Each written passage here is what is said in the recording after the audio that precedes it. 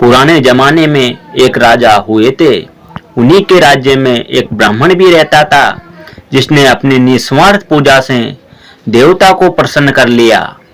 देवता ने उसे वरदान के रूप में अमर फल देते हुए कहा कि इससे आप लंबे समय तक युवा रहोगे। ब्राह्मण ने सोचा कि भिक्षा मांगकर जीवन बिताता हूँ, मुझे लंबे समय तक जीकर क्या करना है। हमारा राजा बहुत अच्छा है, उसे यह फल दे देता हूँ। वह लंबे समय तक जिएगा तो प्रजा भी लंबे समय तक सुखी रहेगी। वह राजा के पास गया और उनसे सारी बात बताते हुए वह फल उन्हें दे आया। राजा फल पाकर प्रसन्न हो गया। फिर मन ही मन सोचा कि यह फल मैं अपनी पत्नी को दे देता हूँ, वह ज्यादा दिन युवा रहेगी तो ज्यादा दिनों तक उसके साहचर्य का लाभ मिलेगा।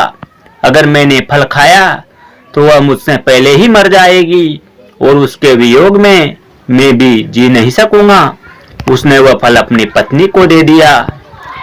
लेकिन रानी तो नगर के कोतवाल से प्यार करती थी। वह अत्यंत सुदर्शन, हष्टपुष्ट और बातूनी था। अमर फल उसको देते हुए रानी ने कहा कि इसे खा लेना, इससे तुम लंबी आयु प्राप्त करोगे और मुझे सदा प्रसन्न करते रहोगे।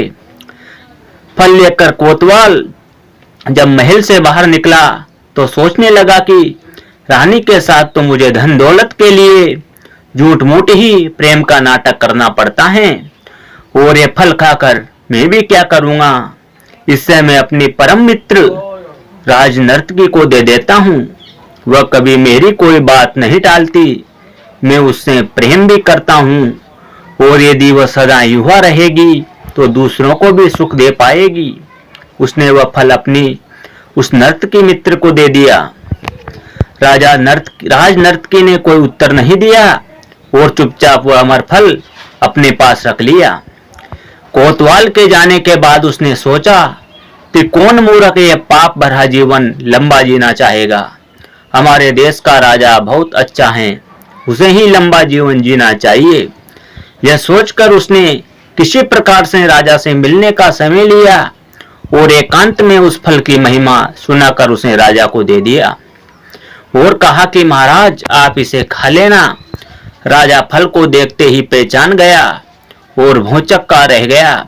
राजा ने राजनर्तकी से पूछा कि यह अमर फल तुमको कहां से मिला। तो उसने बताया कि महाराज यह आपके महल के कोतवाल ने मुझको दिया है। महल के कोतवाल को बुलाया गया तो उसने बताया कि महाराज यह फल मुझे आपकी प्रिय महारानी ने मुझे दिया है। जब पूरी बात मालूम हुई, राजा भर्तहरि को पता चला कि रानी कोतवाल से प्रेम करती है, तो उसे वैराग्य हो गया और वह राजपाट छोड़कर जंगल में गुरु गोरखनाथ की शरण में चला गया और संन्यास धारण कर लिया। यही इस संसार की वास्तविकता है। एक व्यक्ति किसी अन्य से प्रेम करता है और चाहता है कि वह व्यक्ति भी उसे उतना ही प्रेम करे, परंतु विडंबना यह कि वह दूसरा व्यक्ति किसी अन्य से प्रेम करता है। इसका कारण यह है कि संसार व इसके सभी प्राणी अपूर्ण हैं।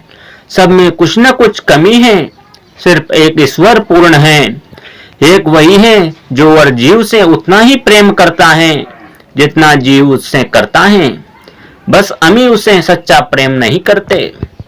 कहानी अच्छी लगी हो तो कहानी को लाइक करें और चैनल को सब्सक्राइब करें दोस्तों।